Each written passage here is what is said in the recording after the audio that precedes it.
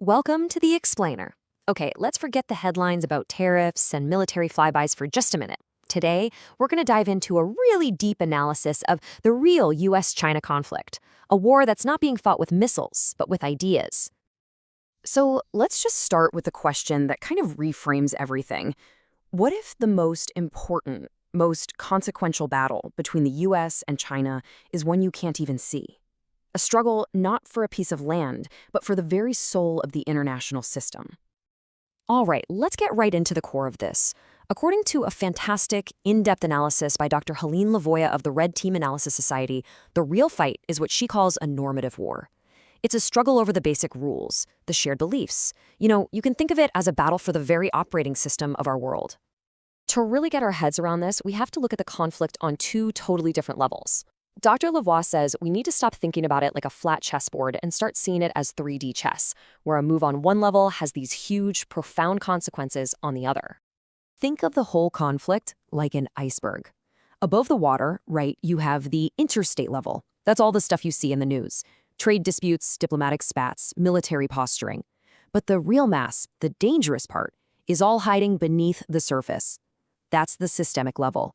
This is that deep, tectonic shift, the global power struggle between the established US-led order and a rising China-led one.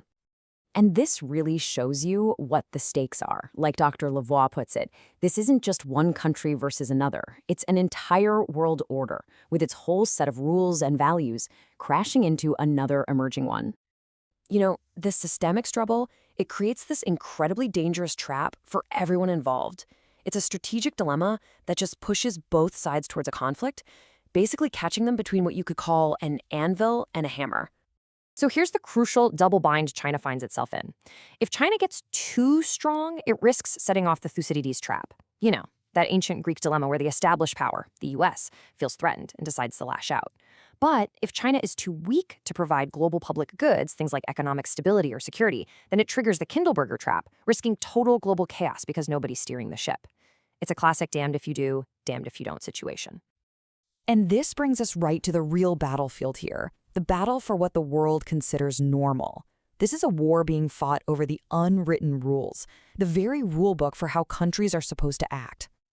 So when we talk about international norms, what does that actually mean? It sounds a little academic, right? But really, just think of them as the shared rule book. They are the assumptions that govern pretty much everything, from maritime law and human rights to how we all conduct trade.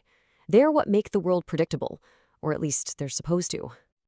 And right here, this is the absolute heart of the conflict. The US and its allies, they genuinely see their rules-based international order as universal and good for everybody.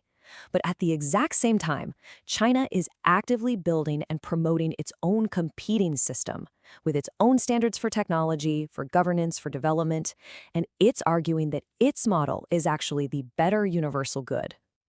This war of norms isn't happening in some secret, shadowy backroom. Nope. It's being fought out in the open, every single day, in the global arena of information and media.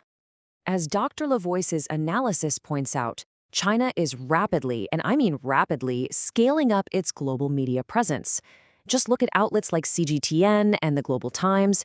They aren't just reporting the news. They're strategic tools in this normative war, designed specifically to shape perceptions around the world and to sell China's vision of the future.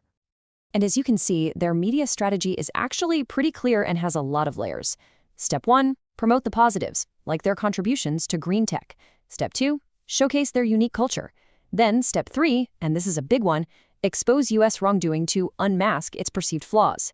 And finally, Step 4, constantly compare and contrast American failures with Chinese successes to make the case for the superiority of their system.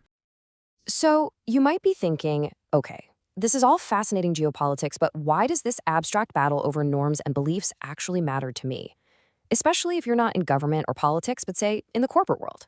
Why should you care? Well, let me put it this way, and this is the key takeaway for anyone in business. Imagine trying to operate a global company when the world is split between two completely incompatible operating systems. I'm not talking about iOS and Android. I'm talking about two totally different sets of rules for trade, for data, for finance, and even for ethics. That is the world this normative war is creating. And look, this isn't some theoretical, far-off problem. It is already happening. The tangible risks are huge. We're seeing supply chains literally bifurcating, splitting into US-aligned and China-aligned blocks. We have competing standards for critical technologies like 5G and AI, clashing rules for data privacy. It creates an absolute reputational minefield, where following the norms in one market could get your company completely canceled in another. So the main takeaway from Dr. Levox's analysis is crystal clear. This is not just another great power rivalry.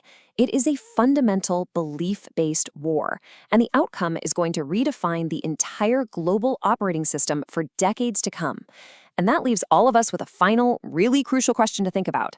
As this battle of giants heats up, which order is going to prevail? And what's the cost going to be for everyone else caught in the middle?